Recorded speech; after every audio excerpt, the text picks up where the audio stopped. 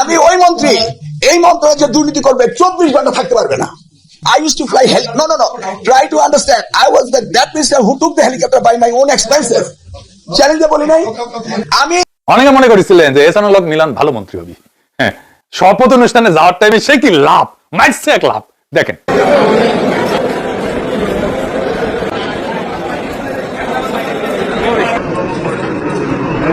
হ্যাঁ, আদে মিলন ভাই লাভ মেরে কি টাইম আছে নাকি? বেগম খালেদা জিয়ার নাতনি তারেক রহমানের মেয়ের নাম কি?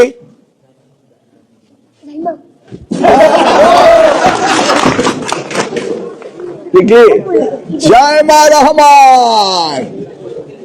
নতুন শিক্ষামন্ত্রী এহসানুল হক মিলন, তার কিছু ভিডিও ক্লিপ আপনারা দেখছিলেন। সম্পূর্ণ ভিডিওটা আপনাদের সাথে শেয়ার করব। আশা করছি যারা ভিডিওতে ক্লিক করেছেন অবশ্যই সম্পূর্ণ ভিডিওটি দেখবেন। এহসানুল হক মিলন আজকে নতুন করে একটা বক্তব্য দিয়েছেন, যে বক্তব্য দেওয়ার পর সামাজিক যোগাযোগ মাধ্যমে ব্যাপক পরিমাণে হাইপ ছড়িয়েছে, তোলপাড়, যে এই শিক্ষামন্ত্রী আমাদের বাংলাদেশে কি উন্নতি করতে পারবে। নতুন যে শিক্ষামন্ত্রী তিনি হয়েছেন, তিনি কি করবেন। এতদিন তো আমরা অনেক শিক্ষামন্ত্রী দেখেছি, বর্তমানে এহসানুল হক মিলন তিনি করবেন কি করবেন। গতকালকেও কিন্তু দেখছিলেন যে পিনাকি ভট্টাচার্য তাকে নিয়ে একটা ভিডিও বানিয়েছেন, যেইখানে তিনি ব্যাপক পরিমাণ তাকে ধুয়ে দিয়েছেন। প্রিয় দর্শক শ্রোতা, যাই হোক, আজকে তিনি নতুন করে কি বক্তব্য রাখলেন এবং শিক্ষার্থীদের পড়াশোনার ক্ষেত্রে তিনি কি বলছেন আমরা একটু দেখে আসি। আশা করছি শুরু থেকে শেষ পর্যন্ত দেখবেন। ভাই, এহসানুল হক মিলন কিছু চমক আপনাদের দেখাতে চাই। ওই যে বলছে দুর্নীতি হয়েছে, তুমি আমার সাথে ঘুষ নেই নে, কত টাকা নিচ্ছে বলে তো ওরে। প্রত্যেক পরীক্ষা যেই টাইমে হয় সেই টাইমে হবে। আপনি কি চান আমরা মন্ত্রণালয়ের দায়িত্ব নিয়ে প্রত্যেকটি ছাত্রের জীবন থেকে এসএসসি পাস করার সময় 1 বছর নিয়ে যাব, এসএসসি পাস করে 1 বছর নিয়ে যাব? এটা কি আপনারা চান? তাহলে প্রশ্নটা কি?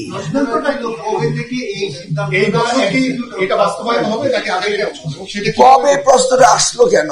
জানুয়ারি থেকে ক্লাস ডিসেম্বরে শেষ। আমি তো জানি যে ডিসেম্বরে শেষ। কোর্স শেষ হবে কবে? সে পরীক্ষা হবে কবে?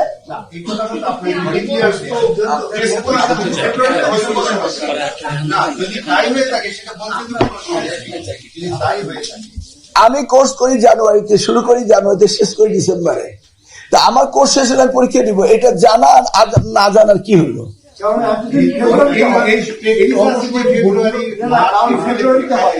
ফেব্রুয়ারি, মার্চ, এপ্রিল পরীক্ষা দিলে একটি বাচ্চা, না আপনি বলছেন ফেব্রুয়ারি, মার্চ, এপ্রিল পরীক্ষা, একটি বাচ্চা জীবিকা। আমি যদি সেই প্র্যাকটিসে হতো, মানুষ কি নতুন ভাবে নতুন লোককে দিত? মানুষ নতুন বিগত প্র্যাকটিস পছন্দ করে।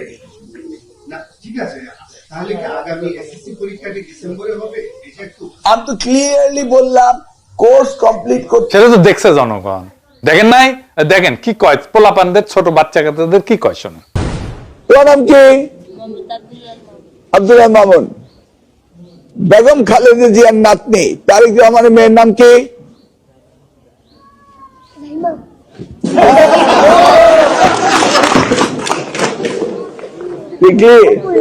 জাইমা রহমান। ওকে, তোমরা রাজনীতি করবা জাইমা রহমানের সাথে, তাই না? তোমরা কার সাথে রাজনীতি করবা? জাইমা রহমানের সাথে নাকি? তুমি কার সাথে রাজনীতি করবা বলো? জাইমা রহমানের সাথে নাকি? ওকে, দেখেছেন? এটা ওনার হাইট অফ ইমাজিনেশন। জাইমা রহমানের সাথে তোমরা রাজনীতি করবা। জাইমা রহমানের নাম কি? এটাই হইতেছে প্রশ্ন তার। হ্যাঁ, 20 বছর পরে আপনার দল তো থাকবে না, এটাও শেষ টান। এরকম একটা অনাধুনিক দল টিকবে না বাংলাদেশে। আপনি যেভাবে মন্ত্রণালয় চালাইতেছেন, আপনার মন্ত্রণালয় একটা ব্যর্থ মন্ত্রণালয় হবে। আমি সরি মিলন ভাই, আপনার আমি পছন্দ করি, কিন্তু আপনি যা করতেছেন আপনার মন্ত্রণালয় একটা ব্যর্থ মন্ত্রণালয় হবে। আপনার দরকার হলে আমার সাথে কথা কয়ে নিন, কেন হবে আমি এক এক করে ধরাই দেবো। আমি আর একটা ক্লিপ দেখাই, আপনারাই দেখাই, দেখেন। আপনি আপনার মেয়েকে আপনার স্কুলে আপনার হেডমাস্টারিতে পড়ান নাই, আপনার নিজের উপরেই তো আপনার আত্মবিশ্বাস নাই। আপনি আপনার মেয়েকে ডাক্তার বানিয়েছেন, কনগ্রেচুলেশন, আমার কোচের মেয়ে ডাক্তার হয়েছে। কিন্তু আপনার মেয়ে ডাক্তার করার জন্য আপনি কুমিল্লা পড়িয়েছেন। আপনার মেয়ে যেখানে রয়েছে, যারা আপনার ক্লাস করে তারা ডাক্তার হতে পারে না, কুমিল্লা গেলে ডাক্তার হতে পারে। আপনি তো আপনার দায়িত্ব অপারগতা করেছেন। আপনার এলামনাইতে আপনার কয়জন ডাক্তার আপনার হেডমাস্টার জীবনে স্কুল থেকে হয়েছে, সেই পরিসংখ্যানটা আমাকে দেন।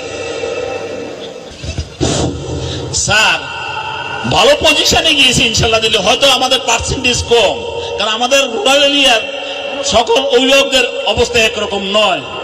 ছাত্রদের পিছনে যেটা বিনিয়োগ করা প্রয়োজন ওই অনুপাতে বিনিয়োগ করতে পারছে না। তোমার বাবা কি ছিল জাহিদ? মেকানিক ছিল। তোমার বাবা কি ছিল? কার্পেন্টার ছিল। ওরা কিভাবে হলো? কোন শিক্ষক ওদের মানুষ বানিয়েছে? কে তাদেরকে ইন্সপিরেশন দিয়েছে? আপনার হাজার হাজার ছাত্র ছাত্রী আপনাদের বেরিয়েছে, একটিও ডাক্তার বানাতে পারেন নাই। কেউ জবাব দিতে যায় না। দেখেছেন, আপনি শিক্ষককে ছাত্রীদের সামনে ধমকাইতেছেন। আপনি কি শিক্ষকদের প্রভু নাকি? মাস্টার আপনি যদি লিডার হন তাইলে আপনার টিমের সাথে ব্যবহার করেন নাকি কেউ? আপনি তো লিডারশিপের ল জানেন না মিলন ভাই। ওনাকে যদি আদৌ কিছু বলার থাকে প্রাইভেটলি বলেন, ডেকে পাবলিকলি প্রেস করবেন, প্রাইভেটলি কোচ করবেন। কোচ তাও এভাবে বলবেন না। বয়স্ক মুরব্বী মানুষ, আপনারই টিমের মানুষ, তারা এইভাবে বেইজ্জত করলেন ছাত্রীদের সামনে, তার নিজের ছাত্রীদের সামনে। সে ছাত্রীদের সামনে মাথা উঁচু করে পড়াইতে পারবে? আপনি তো শিক্ষকের মাথা উঁচু করে দিবেন, আপনি তার মাথা নামায় দিলেন কেন? আপনি এত হেডম। হেলিকপ্টার নিয়ে 25 বছর আগে চক্কর মেয়েরা পয়েন্ট কামাইছেন, ভাবছেন এখনো সেই সিস্টেমে কাজ চলবে? হ্যাঁ, চলবে না। দেখেন নতুন জেনারেশনের পোলাপান কেমনে টল করে আপনারে, দেখেন। তোমরা কেমন আছো? ঠিক মতো লেখাপড়া করছো? করতে হবে, নকল আর হবে না। কি গো এই তোমরা কেমন আছো? পড়াশোনা ঠিক মতো করো তো? করতে হবে, নকল আর হবে না। শুনেছেন, আমি কয়ে যাইতেছি, লিখে রাখেন। বিএনপি সরকার পর্বত প্রমাণ ব্যর্থতার দায় ঘাড়ে নিয়ে বিদায় হবে। কয়ে গেলাম আজকে, লিখে রাখেন। মানুষ রাষ্ট্র চালানোর ভুল ব্যর্থতা মেনে নেয়, মাফ করে দেয়। যেটা মাফ করে না সেটা হইতেছে গাদ্দারি, চালাকি। বিএনপি জুলাইয়ের সাথে গাদ্দারি করছে, জনগণকে বেকুব ভাবছে, জনগণের সাথে চালাকি করছে, আর ক্ষমতাকে চিরস্থায়ী বলে মনে করছে। আপনারা তো এখনই বন্ধুহীন হয়ে পড়ছেন, শুধু জাতীয় ভাবে না আন্তর্জাতিক ভাবে বন্ধুহীন হয়ে পড়ছেন। জনতার কাছে নিজেকে সমর্পণ করলে রক্ষা পেতেন, জনতাই আপনাকে রক্ষা করতো, পাশে দাঁড়াইতো। আপনাদের জনতার দরকার নাই, দরকার পরাশক্তির আশীর্বাদ, ভারতের ভালোবাসা। যান নিজের মারেন। পশ্চিমের একটা পরিকল্পনা ছিল -2, -1 হয়েছে, জনতাই করেছে, বাকি মাইনাস তারাই করবে। আপনার নতুন প্রভুরা অখুশি হবে না, তারাই চাইছিল -2 হোক। বাংলার মানুষ আজাদ হবে একদিন না একদিন, আর আপনারা ইতিহাসের আস্থা করে নিক্ষিপ্ত হবেন। 10ই আগস্টের আগ পর্যন্ত আমাদের সবার মনে, আপনিও চিন্তা করে দেখেন, আপনার মনেও সমস্ত জাতির মনে একটা স্বপ্ন জাগরুক ছিল যে ছাত্র জনতার বিপ্লব আমাদের শুধু স্বাধীনতাই এনে দেয়নি, বরং আমাদের সামনে একটা নতুন বাংলাদেশের অপার সম্ভাবনার দুয়ার খুলে দিছে। এবং নিঃসন্দেহে সবার মনে তখন ভবিষ্যতের কাণ্ডারি হিসেবে যে একক নেতৃত্বের নাম উচ্চারিত হচ্ছিল সেটা তারেক রহমান, আমার মনে। আর দল হিসাবে বেগম খালেদা জিয়ার বিএনপি। আমার কাছেও আমাদের চোখে একটা সেদিন ছবি ভাসতেছিল, ইমাম খামেনি যে বিমান থেকে অবতরণ করতেছে, কালজয়ী সেই ছবিটা। লাখো মানুষের ঢল নামবে বিমানবন্দরের পথে, সব মানুষের, আমরাও যাব। কিন্তু তারপর দল হিসাবে বিএনপি করলোটা কি? আমাদের স্বপ্নকে ছেড়ে দিল শাহবাগীদের হাতে, ছাত্রীদের হাতে। তারেক রহমান সেটাকে সাপোর্ট করলো, 24কে গুরুত্বহীন করতে 71কে নিয়ে আসলেন। তার দল নিজের দল ব্যতীত সবাইকে শত্রুতে পরিণত করলেন। দেশে শুরু হয়ে গেল অতীতের সেই হিংসা হানাহানির রাজনীতি। নিশ্চিত ক্ষমতায় চলে যাইতেছে এই দম্বে কর্মীদের অনিয়ন্ত্রিত আস্ফালন আর লুটপাট। জনগণের আশা আকাঙ্ক্ষার বিপরীতে দাঁড়ায় অন্তর্বর্তী সরকারের প্রত্যেকটা সংস্কার প্রচেষ্টার বিরোধিতা করলেন। প্রেসিডেন্ট সরকারের প্রত্যেকটা দিন নরক বানায় দিলেন। কত আন্দোলন করলেন, আপনারা নিজেরা করেছেন। সর্বতভাবে পদে পদে বাধাগ্রস্ত করে দুর্বল করে তুলছেন তাদেরকে। ক্ষমতার পালা বদলের যে রক্তাক্ত অভ্যুত্থান, তার বিপরীতে নিজেদেরকে দাঁড় করাইছেন। ইতিহাস তারেক রহমানকে জননন্দিত মহানায়ক, স্টেটসম্যান হওয়ার একটা সুযোগ দিছিল, কাজে লাগাতে পারলো না তারেক রহমান। দৃঢ়ভাবে দাঁড়াইতে পারলো না জুলাইয়ের পাশে। উনি পিএম হবেন, রাষ্ট্রনায়ক হবেন না, স্টেটসম্যান হবেন না। স্টেটসম্যান হওয়া ওনার ভাগ্যে নাই। পিএম হাসিনাও ছিল, ক্ষমতা হাসিনারও ছিল, বাংলাদেশের ইতিহাসে অনেক পিএম আসবে, কাউকে মনে রাখবে না ইতিহাস বা বাংলার মানুষ। বাংলাদেশে কয়জন প্রাইম মিনিস্টার ছিল সে নামগুলো কেউ বলতে পারবে না, আজকেও প্রেসিডেন্ট কয়জন ছিল সেই নামও কেউ বলতে পারবে না।